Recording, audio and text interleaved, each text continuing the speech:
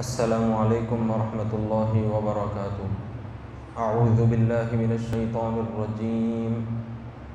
بسم اللہ الرحمن الرحیم۔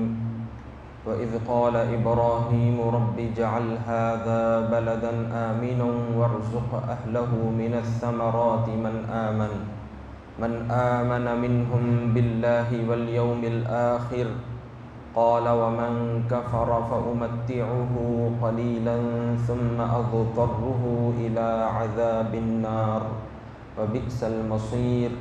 وإذ يرفع إبراهيم القواعد من البيت وإسماعيل ربنا تقبل منا إنك أنت السميع العليم ربنا واجعلنا مسلمين لك ومن ذريتنا أمة مسلمة لك وأرنا مناسكنا وتب علينا إنك أنت التواب الرحيم ربنا وابعث فيهم رسولا منهم يتلو عليهم آياتك ويعلمهم الكتاب والحكمة ويزكيهم إنك أنت العزيز الحكيم صدق اللہ العظیم۔ محترم حاضرین، ابھی جن آیات کی تلاوت کی گئی ہے یہ پہلے پارے سورہ بقرہ کے 15ویں رکوع کی آیتیں ہیں۔ اس سے پہلے جو مضمون گزرا ہے اس کے اندر اللہ سبحانہ و تعالیٰ نے یہودیوں، عیسائیوں اور مشرکین عرب کو یہ بات ذکر فرمائی، ان کو حضرت ابراہیم علیہ السلام کے اخلاق حسنہ، آپ کا کیریکٹر اور آپ کی فرمانبرداری کو بتلایا کہ جو لوگ یہودی ہوں یا عیسائی ہوں یا مشرکین عرب ہو، حضرت ابراہیم علیہ السلام کو جب اپنا بڑا مانتے ہیں تو ذرا حضرت ابراہیم علیہ السلام کو تو دیکھو کہ وہ کتنے فرمانبردار بندے تھے۔ وہ اللہ رب العزت کے ہر حکم کو بجا لاتے تھے، اللہ کے حکم کی ہرگز خلاف ورزی نہیں کیا کرتے۔ اللہ نے جو بھی حکم آپ کو دیا ہر صورت میں آپ نے اس کو آگے رکھا، مقدم رکھا، چاہے وہ بیٹے کو ذبح کرنے کا معاملہ ہو یا پھر اپنی بیوی اور چھوٹے سے بچے کو سنسان جگہ پر چھوڑنے کا معاملہ ہو یا جو بھی معاملہ ہو، جو بھی حکم ہو، آپ نے اللہ رب العزت کی رضا کو حاصل کیا، اللہ کے حکم کو بجا لایا۔ اب اللہ سبحانہ و تعالیٰ نے یہ بات بھی ذکر فرمائی کہ کعبۃ اللہ شریف کو لوگوں کے لیے مرکز بنایا اور امن کا گہوارہ بنایا کہ حدود حرم یہ وہ مقام ہے، یہ وہ جگہ ہے جہاں پر اللہ رب العزت کی رحمتوں کی بارش ہوتی ہے، یہ وہ جگہ ہے جہاں پر انسان، جانور، ہر کسی کے لیے امن و امان ہے کہ وہاں پر قتل کرنا، کسی پر ظلم و زیادتی کرنا، وہاں کے جھاڑ گھاس پھوس کو اکھاڑنا، یہاں تک کہ جانور کا شکار کرنا، یہ تمام تر چیزیں منع ہیں۔ تو یہ وہ مقام ہے، امن والا گہوارہ ہے یہ۔ اب اس کے بعد اللہ تعالیٰ نے یہ بات بھی ذکر فرمائی کہ حضرت ابراہیم اور حضرت اسماعیل علیہ السلام جو کہ اللہ کے خاص پیغمبروں میں سے ہیں، ان سے وعدہ لیا، عہد لیا کہ وہ اللہ کے گھر کو صاف ستھرا رکھیں، پاک صاف ستھرا رکھیں۔ تو یہ دلیل اللہ کے ہر گھر کے لیے ہے، جہاں کہیں بھی مسجد ہو، چاہے وہ چھوٹی مسجد ہو چاہے وہ بڑی مسجد ہو، تو یہ ہمارے لیے ایک بہت بڑی دلیل ہے کہ پیغمبروں سے اللہ رب العزت نے یہ ان کو شرف بخشا، یہ ان سے خدمت لی تو انہوں نے بخوشی اس کو نبھایا، اس ذمہ داری کو ادا کیا کہ اللہ کے گھر کو صاف ستھرا رکھا۔ تو ہماری بھی ذمہ داری ہے بحیثیت مسلمان کہ ہم چاہے بڑی مسجد ہو چاہے چھوٹی مسجد ہو، یہ ہرگز نہ دیکھیں کہ بڑی ہے چھوٹی ہے، بلکہ یہ اللہ کا گھر ہے مسجد۔ ہر صورت میں ہماری ذمہ داری ہے کہ ہم اللہ کے گھر کو پاک صاف ستھرا رکھیں۔ اب مزید آئیے، اللہ تعالیٰ کا فرمان ہے کہ حضرت ابراہیم علیہ السلام نے جب اللہ کے گھر کی تعمیر فرمائی تو آپ نے کیا کیا دعائیں مانگی اور اس سے ہمارے لیے کیا سیکھ مل رہی ہے۔ اللہ تعالیٰ کا فرمان سنیے کہ وَإِذْ قَالَ إِبْرَاهِيمُ رَبِّ اجْعَلْ هَذَا بَلَدًا آمِنًا وَارْزُقْ أَهْلَهُ مِنَ الثَّمَرَاتِ من آمن منہم باللہ والیوم الآخر، یعنی اور وہ وقت یاد کرو جب کہ ابراہیم علیہ السلام نے دعا کی کہ اے پروردگار اس کو امن و امان کا شہر بنا دے، اور اس کے رہنے والوں میں سے جو اللہ پر اور آخرت کے دن پر ایمان لائیں ان کے کھانے کو میوے عنایت فرما۔ کہ کعبۃ اللہ شریف شہر مکہ وہ مبارک شہر ہے کہ جس کے متعلق حضرت ابراہیم علیہ السلام نے اللہ کی بارگاہ میں دعا مانگی کہ مولا اس کو امن چین سکون والا بنا دے، کہ جو بندہ بھی یہاں پر آئے اس کو سکون نصیب ہو جائے۔ اور ہم دیکھتے ہیں کہ جو مسلمان بھی اللہ کے گھر کی زیارت کے لیے جاتا ہے تو اس کا دل وہیں پر اٹکا ہوا رہتا ہے، وہ چاہتا ہے کہ میں ہمیشہ کے لیے یہیں رہ جاؤں، اللہ کے گھر کا طواف کرتا رہوں، وہیں پر عبادت کرتا رہوں۔ اگر وہ یہاں آ بھی جائے گا، اپنے ملک کو چلا بھی جائے گا تو دل اس کا وہیں پر رہ جاتا ہے، اور جب وہ وہاں پر جاتا ہے تو اس کو بڑا سکون نصیب ہوتا ہے، اور ہر کسی کے لیے وہ امن و امان کی جگہ ہے۔ اور ہم دیکھتے ہیں کہ وہ زمین شہر مکہ کی زمین ایسی زمین ہے کہ وہاں پر کھیتی باڑی نہیں ہو سکتی، وہ ایسی زمین ہے، لیکن حضرت ابراہیم علیہ السلام کی دعا کی برکت دیکھیے کہ آپ نے دعا مانگی کہ مولا اس شہر کو غذا سے، کھانوں سے، میوے جات سے اس کو فراوانی والا بنا دے، کہ یہاں پر ہر چیز میسر ہو کھانے پینے کی۔ تو اب دیکھیے کہ ملک دنیا بھر کے اندر جو جو کھانے پینے کی چیزیں ہوتی ہیں، چاہے وہ ترکاری ہو، پھل وغیرہ جو کچھ بھی ہو، شہر مکہ میں دستیاب ہوتے ہیں۔ تو یہ برکات حضرت ابراہیم علیہ السلام کی ہیں کہ آج وہاں پر یہ کھانے پینے کی چیزیں دستیاب ہوتی ہیں۔ اور پھر آپ نے یہ دعا بھی مانگی کہ مولا یہ ایمان والوں کو زیادہ فائدہ پہنچے، کہ ان کے لیے یہ کھانے پینے کی چیزیں ان کو میسر ہوں جو ایمان والے ہیں۔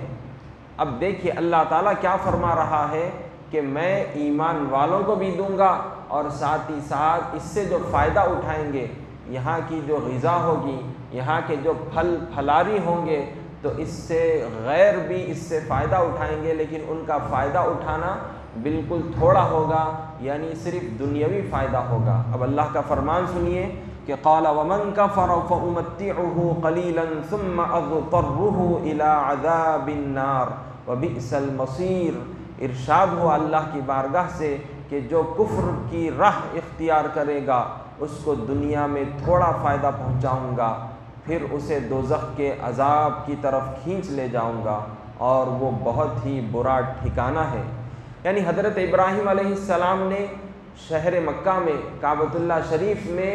جو چیزیں دستیاب ہوں گی اس کا فائدہ مسلمانوں کو ہو، یہ دعا آپ نے مانگی، لیکن اللہ تعالیٰ نے یہ بات ذکر فرمائی کہ میں غیروں کو بھی جو مسلمان نہیں ہیں ان کو بھی وہ چیزیں عطا کروں گا، ان کو بھی غذا عطا کروں گا، ان کو بھی کھانے پینے کی چیزیں دوں گا، لیکن ان کا فائدہ اٹھانا بالکل تھوڑا ہوگا، ان کو دنیا کے حد تک ہی فائدہ ہوگا، لیکن پھر وہ جو کفر کی حالت میں مریں گے تو پھر ان کو آخرت میں عذاب دوں گا۔ لیکن اللہ کا گھر ایسا گھر ہے، کعبۃ اللہ شریف وہ مقام ہے کہ جہاں پر ایک مسلمان کو کھانے پینے کی چیزیں بھی ملتی ہیں، جسمانی چیزیں بھی اس کے لیے ملتی ہیں کھانے پینے کی، اور روحانی سکون بھی ملتا ہے، یعنی آخرت کے لیے ثواب اس کو وہاں پر ڈھیر سارا حاصل ہوتا ہے۔ تو مسلمان کو روحانی اور جسمانی دونوں فائدے ملتے ہیں، دنیا میں بھی فائدہ ملتا ہے اور آخرت میں بھی بے انتہا اس کو فائدہ حاصل ہوتا ہے۔ اور جو کافر ہیں ان کو صرف اور صرف جسمانی طور پر، غذائی طور پر فائدہ پہنچے گا، لیکن آخرت میں ان کے لیے کوئی ثواب نہیں ہوگا۔ مزید اللہ کا فرمان سنیے کہ کعبۃ اللہ شریف کی جو تعمیر ہوئی تو حضرت آدم علیہ السلام جب زمین پر تشریف لائے تو پہلی مرتبہ زمین پر جو گھر بنایا گیا وہ اللہ کا گھر کعبۃ اللہ شریف ہے، جو کہ حضرت آدم علیہ السلام نے تعمیر کیا۔ بعض روایت میں فرشتوں کے ذریعے سے بھی تعمیر کرنے کی باتیں ملتی ہیں۔ تو الغرض سب سے پہلے زمین پر اللہ کا گھر کعبۃ اللہ شریف تعمیر کیا گیا، اور اس کے بعد نوح علیہ السلام کا جب زمانہ آیا تو پانی میں بہہ گیا تھا، پھر حضرت ابراہیم علیہ السلام جب تشریف لائے تو دیکھیے کسی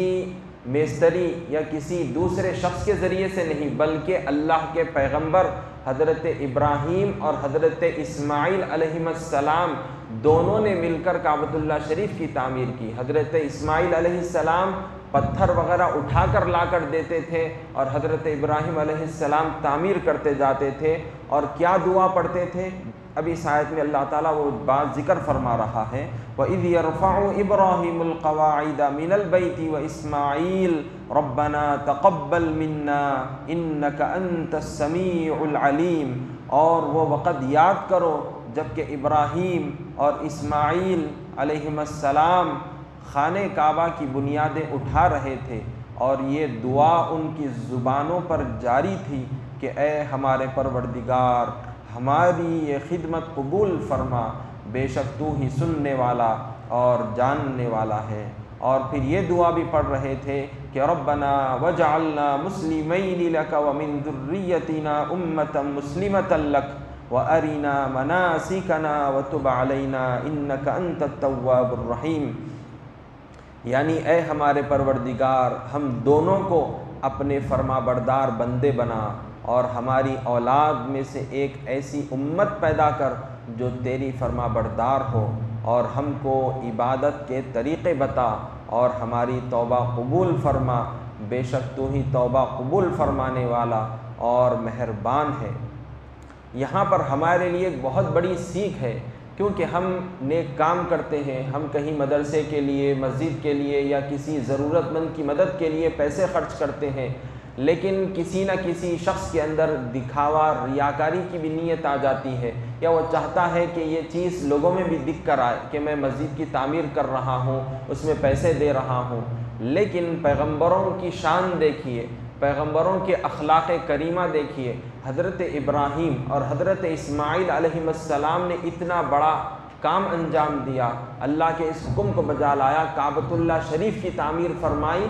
لیکن کیا کر رہے ہیں؟ لوگوں کے لیے، دکھاوے کے لیے ہرگز نہیں، بلکہ اللہ کی بارگاہ میں معروضہ پیش کر رہے ہیں، مولا جو ہم نے آپ کے حکم کو بجا لایا ہے، جو ہم نے یہ چھوٹی سی خدمت کی ہے، مولا اس کو قبول فرما لیجئے، اس کو قبول فرما لیجئے۔ تو ہر مسلمان کے دل میں ہمیشہ یہی نیت ہونی چاہیے، چاہے وہ کسی کی بھی مدد کرے، چاہے وہ مدرسہ تعمیر کروائے یا پھر مسجد تعمیر کروائے، جو بھی نیک کام کرے، ہمیشہ ایک مسلمان کی نیت اچھی ہونا ہے، اخلاص والی نیت ہونا ہے، کہ اس کے دل میں یہ نیت ہو کہ مولا میری اس خدمت کو، میرے اس تعاون کو، میرے اس تیری راہ میں خرچ کرنے کو قبول فرما، میری اس چھوٹی سی خدمت کو قبول فرما۔ یہ دعا کرنی چاہیے، یہ نیت ہونی چاہیے، اور ساتھ ہی ساتھ یہ بھی نیت کرنا، یہ بھی دعا کرنا کہ اس میں جو کوتاہی، جو غلطی مجھ سے ہو چکی ہے، بھول چوک جو مجھ سے ہوئی ہے، مولا اس کو معاف بھی فرما دے۔ جیسا کہ حضرت ابراہیم و اسماعیل علیہ السلام یہ دعا کر رہے ہیں کہ مولا ہماری خطا کو معاف فرما، ہماری توبہ کو قبول فرما۔ حالانکہ سارے کے سارے پیغمبر، حضرت آدم علیہ السلام سے لے کر ہمارے خود پیارے نبی محمد مصطفیٰ صلی اللہ علیہ وسلم، سب کے سب، ہر نبی معصوم ہے سب کے سب، لیکن پھر بھی عاجزی دیکھیے، انکساری دیکھیے کہ غرور، گھمنڈ ذرہ برابر بھی نہیں۔ اتنا بڑا کام انجام دیے، اللہ کے گھر کی تعمیر کیے، لیکن ذرہ برابر بھی گھمنڈ نہیں، تکبر نہیں، غرور نہیں، بلکہ عاجزی، انکساری اختیار کیے ہوئے اللہ کی بارگاہ میں کہہ رہے ہیں مولا جو بھی بھول چوک بھی ہوئی ہے معاف فرما دیجیے۔ جبکہ معصوم ہے سارے پیغمبر، ان سے کوئی گناہ سرزد نہیں ہوتا، لیکن ان کے کلمات سے، ان کی دعا سے ہم کو کیا سیکھ مل رہی ہے کہ ایک مسلمان کے اندر عاجزی، انکساری، جھکاؤ والا پن ہونا چاہیے، تکبر، گھمنڈ، غرور ہرگز نہیں ہونا چاہیے۔ اور ساتھ ہی ساتھ اپنے لیے بھی دعا کرنا کوئی نیک کام کرنے کے بعد، اور ساتھ ہی ساتھ اپنے بھائیوں کے لیے، اپنے رشتہ داروں کے لیے، اپنے مسلمان بھائیوں کے لیے بھی دعا کرنا کہ مولا یہ جو خدمت ہم نے انجام دی ہے اس کو قبول فرما، اور اس کے ذریعے سے ہم کو، ہمارے گھر والوں کو، بھائیوں کو، ان تمام کو اس ثواب میں شامل فرما، اس کا صلہ ہم سب کو عطا فرما۔ یہ دعا ہر مسلمان کو کرنی چاہیے، کیونکہ بعض دیکھنے میں آتا ہے کہ ہم خود نیک کام کرتے ہیں تو ہم چاہتے ہیں کہ بس ہم کو ہی یہ چیز مل جائے، دوسروں کو شامل کرنے کی نیت بہت سے لوگ نہیں کر پاتے، لیکن حضرت ابراہیم و اسماعیل علیہ السلام کے اخلاق دیکھیے کہ وہ اپنے لیے اور دیگر مسلمانوں کے لیے دعا فرما رہے ہیں۔ پھر یہ بھی دعا انہوں نے خاص دعا اللہ کی بارگاہ میں کی، کیا دعا تھی کہ آخری پیغمبر جو سارے پیغمبروں کے سردار ہیں، سید الانبیاء والمرسلین، کون ہے؟ حضرت محمد مصطفیٰ صلی اللہ علیہ وسلم۔ تو کیا دعا مانگ رہے ہیں کعبہ شریف کی تعمیر کے بعد؟ کہ وہ یہ دعا مانگ رہے ہیں کہ حضور کو ہماری نسل میں پیدا فرما۔ تو اللہ رب العزت کی بارگاہ میں آپ نے کیا دعا کی، وہ دعا سن لیجئے کہ ربنا وابعث فیہم رسولا منہم یتلو علیہم آیاتک وَيُعَلِّمُهُمُ الْكِتَابَ وَالْحِكْمَةَ وَيُزَكِّيهِمْ إِنَّكَ أَنْتَ الْعَزِيزُ الْحَكِيمُ، یعنی یہ دعا بھی مانگی کہ اے ہمارے پروردگار، اس بستی کے رہنے والوں میں انہی میں سے ایک پیغمبر بھیج جو تیری آیتیں پڑھ کر سنائے اور کتاب اور حکمت کی ان کو تعلیم دے اور ان کے نفسوں کو پاک کرے، بے شک تو ہی غالب اور حکمت والا ہے۔ تو یہاں پر حضور اکرم صلی اللہ علیہ وسلم کو اپنی نسل سے، یعنی حضرت اسماعیل علیہ السلام کی نسل سے پیدا فرمانے کی آپ نے دعا فرمائی کہ وہ آخری پیغمبر کی کیا صفات ہیں، کہ حضور کی یہ صفت ہے کہ آپ اللہ کی آیتیں پڑھ کر سناتے ہیں، اور پھر کیا کرتے ہیں کہ وہ کتاب اور حکمت کی تعلیم دیتے ہیں اور مومنوں کے دلوں کو، ان کی روحوں کو پاک کرتے ہیں۔ تو حضور کی جو آنے کا مقصد بتلایا گیا اس آیت میں وہ یہ ہے کہ حضور کی تشریف آوری کہ وہ اللہ کا کلام لوگوں تک پہنچائیں اور اللہ رب العزت کے کلام کی تعلیم، اللہ کے کتاب اور حکمت و معارف کی تعلیم لوگوں کو دیں، اور پھر لوگوں کے دلوں کو، ان کی روحوں کو پاک کرے، اس کا تزکیہ کریں۔ انشاءاللہ تعالی مزید اور بھی کئی دعائیں ہیں اور بھی کئی ساری اہم باتیں ہیں حضرت ابراہیم علیہ السلام کے متعلق آئندہ ذکر کی جائیں گی۔ وصلی اللہ تعالی وسلم علی خیر خلقہ سیدنا محمد وعلی آلہ وصحبہ اجمعین والحمد للہ رب العالمین۔